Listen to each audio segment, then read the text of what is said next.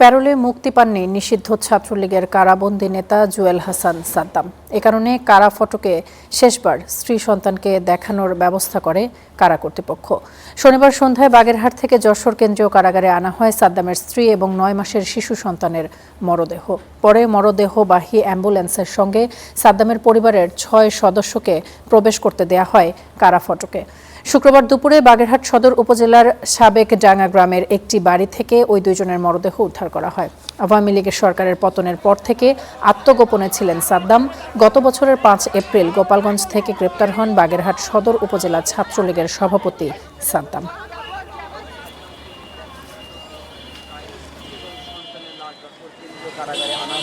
তো 11 মাস আগে সে অ্যারেস্ট হয়েছিল গোপালগঞ্জ থেকে। অ্যারেস্ট হওয়ার পরে আমার ভাস্তি ওর ওয়াইফ ও সবসময় ডিপ্রেশনে থাকতো, হতাশাগ্রস্ত থাকতো। কালকে আমরা আবেদন করছিলাম, তো আমাদেরকে কোনোভাবে আর কি ফেরোলে বাইকে মুক্তি দেওয়া হয়নি। তারা বলছে যে এখানে নিয়ে আসতে হবে এবং আমরাও কিছু সংখ্যক লোক আসছিলাম, আমরা তার ভাই, যে তার সাথে দেখা করব, যে তার এই যে ক্লান্তি লগ্নে তার ফ্যামিলিটাই নাই।